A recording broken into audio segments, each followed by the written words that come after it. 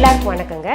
புதுசாக சப்ஸ்கிரைப் பண்ணுறவங்க சப்ஸ்கிரைப் அப்படின்ற பட்டனை அழுத்திட்டு கோயில் மணி போல் ஒரு பெல் ஐக்கான் பார்த்தீங்கன்னா ரைட் சைடில் காமிக்கும். அதை தொட்டு விட்டிங்கன்னா இனி நான் என்னென்ன பதிவுகள் வருங்காலத்தில் போட போகிறேனோ அதெல்லாம் உங்களுடைய கவனத்திற்கு வந்து சேரும். பச்சரிசி கொழுக்கட்டை செஞ்சு காமிக்க போகிறேன். அது பார்த்தீங்கன்னா அதுக்கு பூர்ண கொழுக்கட்டைன்னு சொல்லுவாங்க. தேங்காயும் வெல்லத்தையும் அடைச்சு செய்யறதுக்கு பேர் பூர்ண கொழுக்கட்டை.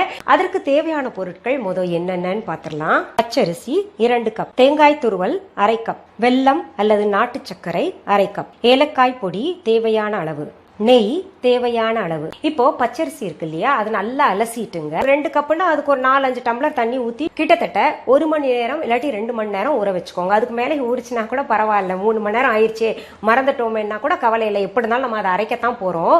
இப்போ பாருங்க, நான் அப்படி ஊற வச்சு எடுத்து வச்சிருக்கேங்க. பாருங்க, நல்லா ஊறிடுச்சு. இப்போ இதை நான் மிக்சி ஜாரில் போட்டு அரைச்சிக்கிறேங்க. இப்போ ஊற வச்ச தண்ணியை நம்ம தூக்கி எறிய வேண்டாம். ஏன்னா நல்லா அலசிட்டு தானே வச்சுருக்கோம்.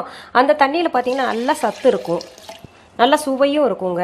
அதனால் அதையே ஊற்றி நம்ம அரைச்சிக்கலாம். இப்போ அது கிட்டத்தட்ட பார்த்தீங்கன்னா உங்களுக்கு 4 டம்ளர் தண்ணி ஊற வச்சுருக்கோம் இல்லையா. தண்ணியெல்லாம் உறிஞ்சு எப்படி இருந்தாலும் ஒரு 2 இல்லாட்டி 3 டம்ளர் தண்ணி தான் இருக்கும் நமக்கு ஊற வச்ச தண்ணின்னு பார்த்தீங்கன்னா. அது முழுக்கவே ஊற்றி அரைச்சா கூட ஓகே. ஆனால் மிக்சி ஜாரில் என்னென்னா பொங்கி தண்ணியெல்லாம் வெளியில் வந்துடும். கொஞ்சம் ஊற்றி நம்ம அரைச்சிட்டு மீத தண்ணி கூட வேணால் சேர்த்துக்கலாம். இப்போ இதை அரைச்சிடுறேங்க. நல்லா மாவு மாதிரி அரைச்சிக்கணும். எப்படி கோலத்துக்கு மாவு போடுறோம் அந்த மாதிரி மாவாக அரைச்சிக்கணும். இப்போ நம்ம அரைச்ச மாவு பார்த்துடலாமா. பாருங்க, நல்லா தண்ணியாக இருக்குது. இவ்வளோ தண்ணியாக அரைக்கணுமான்னு சொல்லிட்டு நினைப்பீங்க. நல்லா தண்ணியாக அரைக்கலாம், ஒன்றும் கவலைப்பட வேண்டாம். இங்கே பாருங்க, நம்ம கோலத்துக்கெல்லாம் எப்படியும் மாவு அரைப்போம் இல்லை, அப்படியே நெலிக்கோலம் எல்லாம் போடுவோம் இல்லையா வீட்டில், அந்த மாதிரி. அப்புறம் நான் பாருங்க, அடுப்பை பற்ற வச்சுங்க, ஒரு பேன் வச்சுருக்கேன். அதில் இப்போ அரைச்ச மாவை கொட்டிக்கலாங்க. கொட்டி நல்லா கிளறிக்கிட்டே இருக்கணும், கட்டி பிடிக்காம. நல்லா சிம்மில் வச்சுக்கோங்க. இதில் என்னென்னா கொஞ்சம் நம்ம நெய் சேர்த்துக்கணும். நான் கடவுளுக்கு படைக்கிறதுனால நெய் சேர்க்குறேன். இப்போ நீங்கள் நினைப்பீங்க, நான் எங்களுக்கு ஆஃபீஸ் எல்லாம் போக வேண்டிய வேலை இருக்குது, 2 மணி நேரம் ஊற வச்சு அதை அரைக்கலாம் நேரம் இல்லை, இன்ஸ்டண்ட்டாக ஏதாவது சொல்லுங்கள் மேடம் அப்படின்னு நினச்சிங்கன்னா, இடியாப்ப மாவு கடையில் விற்கிறாங்க. ரைஸ் ஃப்ளார் இல்லாட்டி இடியாப்ப மாவு வாங்கிக்கோங்க. நல்லா இருக்கும், நல்லா நைஸாக இருக்கும். அது வாங்கிட்டு இப்படி கரைச்சிக்கோங்க. தண்ணி ஊற்றி கரைச்சிட்டுங்க. நான் சொன்ன மெத்தடில் எவ்வளோ தண்ணி ஊற்றணும்னு சொன்னேன் இல்லையா, அந்த மாதிரி கரைச்சிக்கிட்டு இந்த மாதிரி வேக வச்சுக்கோங்க மாவை. இப்போ பாருங்கள் எப்படி கெட்டி ஆகிட்டு வருது பார்த்தீங்களா. இது கட்டி கொஞ்சம் டைட்டாக இருக்கும். உங்களுக்கு கிளற முடியலன்னா கூட கவலைப்படாதீங்க. நம்ம எப்படி இருந்தாலும் கையால் பிசைஞ்சு தான் நம்ம பூர்ணத்தை நிரப்ப போகிறோம். இது இன்னும் நீங்கள் இப்போ கட்டி ஆயிடுச்சா கெட்டி ஆயிடுச்சா இறக்கலாமேன்னு நினைப்பீங்க. அப்படி கிடையாது. இங்கே பாருங்கள், வெள்ளை வெள்ளையாக இருக்குல்ல, அதெல்லாம் மாறணும். அந்த வெள்ளையை மாறிட்டுங்க நல்லா வெந்து ஒரு மாதிரி பந்து மாதிரி தானாகவே உருண்டு வரும். அது வரைக்கும் இப்போ தொட்டோன்னா அப்படியே ஒட்டுது இல்லை, இந்த மாதிரி ஒட்டக்கூடாது. பாருங்கள், பந்து மாதிரி சுருட்டி வந்துருச்சு. இப்போ பாருங்கள், தொட்டா ஒட்டலை பாருங்கள், கையில் பாருங்கள் ஒட்டலை இல்லை, இந்த மாதிரி வரணும். இது பக்குவமாக இருக்குது. இப்போ நம்ம அடுப்பு அணைச்சி இறக்கி வச்சிடுறேங்க. இப்போ நம்ம அதை ஆற விட்டுடலாங்க. அடுத்த ஸ்டெப் என்னென்னா, நம்ம அடுப்பு பற்ற வச்சுங்க. நம்ம இட்லி பானையில் கொஞ்சம் தண்ணி ஊற்றி, எப்படி இட்லிக்கு வேக வைப்போம் இல்லையா, அந்த மாதிரி தண்ணி ஊற்றிங்க அடுப்பில் வச்சிடலாம். அதை வச்சுட்டுங்க, இங்கே பாருங்கள், இட்லி தட்டில் வாழை இலை இப்படி நறுக்கி வச்சுக்கணும். அடித்தட்டு வச்சுறேன், இலையோட வைக்கணும். 2வது மேல் தட்டு வச்சு கொஞ்சம் அது இலகட்டும். அந்த வாழை இலை இலகணும், அந்த மனம் வரணும். அதில் இருக்கக்கூடிய சத்து நமக்கு கிடைக்கும் அந்த கொழுக்கட்டையை சாப்பிடும்போது. இப்போ இந்த மாவில் ஒரு பிஞ்ச் சால்ட் போட்டாலும் போடலாங்க. அது அவங்கவுங்க விருப்பம். நான் சால்ட் போடலை, பட் சால்ட் சேர்த்துக்கிட்டா இன்னும் டேஸ்ட் கொஞ்சம் கூடுதலாக இருக்கும். இங்கே பாருங்கள், இந்த மாவு நம்ம போடும்போது நல்ல வெள்ளை வெளையர்னு இருந்துச்சு. இது கிளறி பாருங்கள், ஒரு மாதிரி க்ரீம் கலரில் வந்திருக்கும் பாருங்கள். இது இன்னொரு டிப்ஸ் உங்களுக்கு. எதுக்குன்னா அந்த பக்குவம் தெரியணும் இல்லையா, ஒரு மாதிரி லைட் க்ரீம் கலரில் வந்துடும். அடுத்தது பூரணம் ரெடி பண்ணும். இப்போ உங்களுக்கு நான் வெல்லத்தை பயன்படுத்தலை. நான் பார்த்தீங்கன்னா நாட்டு சக்கரை எடுத்திருக்கேன். 100% ஆர்கானிக் நாட்டு சக்கரை. இதில் சுக்கு கலந்துருக்கு. நான் காஃபி டீ எல்லாத்துக்குமே ஆர்கானிக் நாட்டு சக்கரை தான் பயன்படுத்துகிறேங்க. அதில் கல் மண் எதுவுமே இருக்காது, சுக்கு மட்டும் கலந்துருக்கும்.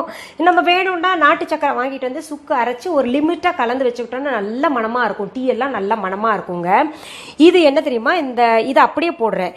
அப்படி இல்லை, நீங்கள் நாட்டு சக்கரை இல்லை வெல்லம் தான். இப்போ இது இந்த நாட்டு சக்கரை போட்டு செய்யறது டயபெட்டிக் பேஷண்ட்ஸ் கூட சாப்பிட்லாங்க. சுகர் இருக்கிறவங்க பயப்பட வேண்டாம், நல்லா தாராளமாக சாப்பிட்லாம்.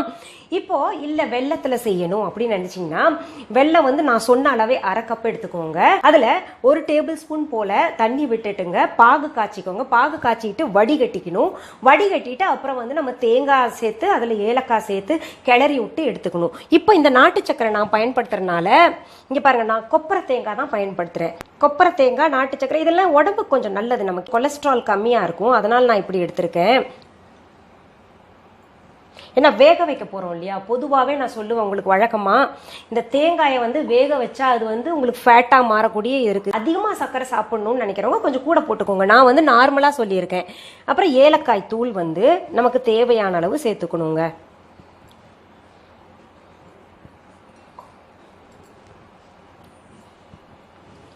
இப்போ ஏலக்காய் தூள் வந்து நிறைய பேருக்கு அம்மி இருக்கும், கிராமத்தில் அம்மியில நல்லா நுணுக்கிப்பாங்க.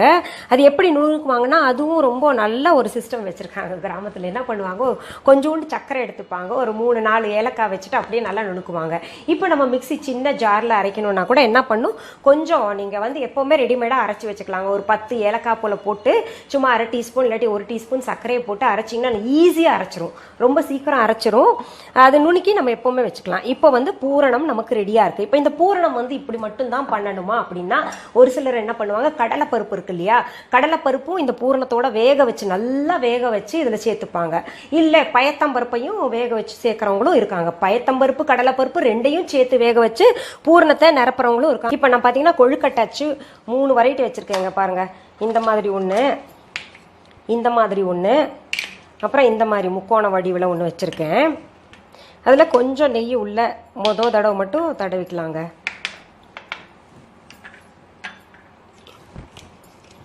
கொஞ்சம் மாவு எடுத்து இப்படி வச்சு இந்த வால்ஸ் இருக்கு இல்லையா, இந்த அதில் நல்லா ப்ரெஸ் பண்ணிக்கோங்க அந்த ஷேப் வர்றதுக்காக. இதில் இந்த பூரணத்தை நான் நிரப்புறேன். அப்புறம் மேலே இருக்கக்கூடிய இந்த ஓப்பன் பகுதியும் நம்ம வந்து க்ளோஸ் பண்ணிடணும்.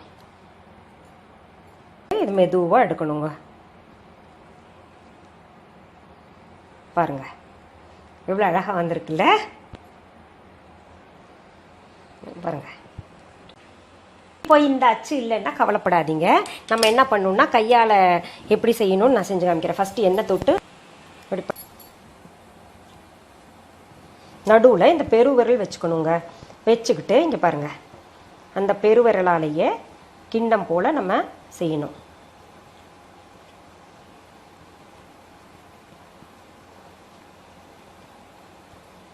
எவ்வளோ முடியுமோ அவ்வளோ தின்னாக பண்ணிக்கணுங்க. நல்ல பெருசாக கிண்ணம் போல் பண்ணியிருக்கோம் இல்லையா. இப்போ இதில் பூரணம் வச்சுக்கலாம். இப்போ குடுமி போல் ஒரேடியாக சேர்த்து இங்கே சென்டரில் கொண்டு வந்துடணும். பாருங்க,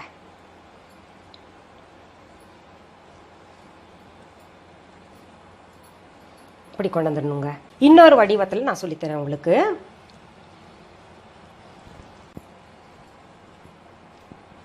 இப்படி ஃப்ளாட் பண்ணிக்கோங்க. பூரணத்தை இங்கே கொஞ்சம் பார்த்து வச்சிருங்க. அப்புறம் இதை எடுத்து இப்படி மூடணும், இப்படி க்ளோஸ் பண்ணிக்கணும். இது கொஞ்சம் பெருசா இருக்கும். இங்க பாருங்க, நம்ம கொழுக்கட்டை டிசைனா பண்ணி வச்சிருக்கோம். இப்ப பாருங்க, இந்த இட்லி பானையில் நம்ம இலை வச்சு ஒரு 5 நிமிஷம் விட்டுருந்தோம் இல்லையா, நல்ல மணமா இருக்குங்க அந்த இலையோட மனம். அதோட சத்தும் நமக்கு இந்த கொழுக்கட்டையில ஏறும். ஒரு 5 நிமிஷம் ஆகும் இது வேகறதுக்கு. கொழுக்கட்டை வெந்துருச்சான்னு நடுவுல பார்த்தேங்க, நல்லா வெந்திருக்கு. இப்ப அடுப்பு அணைச்சு எடுத்துங்க. பாத்தீங்கல்ல, உங்களுக்கு டிசைனா கொழுக்கட்டை. மீண்டும் சந்திக்கலாமா? நன்றி, வணக்கம்.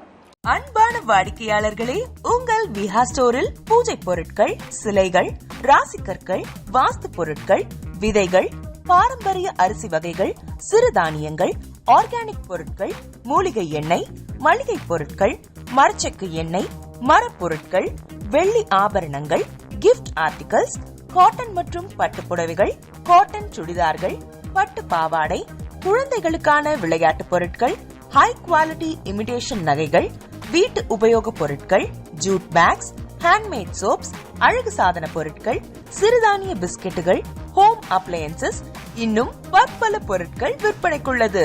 விஹா ப்ராடக்ட்களை நீங்கள் வாங்க விரும்பினால் அது எங்களுடைய viha.online வெப்சைட் மற்றும் சென்னை ராஜா அண்ணாமலைபுரத்தில் உள்ள எங்கள் விஹா ஸ்டோரில் மட்டுமே கிடைக்கும் என்பதை தெரிவித்துக் கொள்கிறோம். வேறு எந்த ஆன்லைன் வெப்சைட்களிலும் விஹா ப்ராடக்ட்கள் விற்பனைக்கு கிடையாது என்பதை நீங்கள் கவனத்தில் கொள்ள வேண்டும். எங்கள் விஹா ஸ்டோரின் விலாசத்தை கண்டறிய கூகுள் மேப்ஸில் விஹா ஸ்டோர் என்று டைப் செய்தால் வழியை கண்டறியலாம். www.viha.online வெப்சைட்டிலும் விஹா ஸ்டோரின் அட்ரஸ் உள்ளது.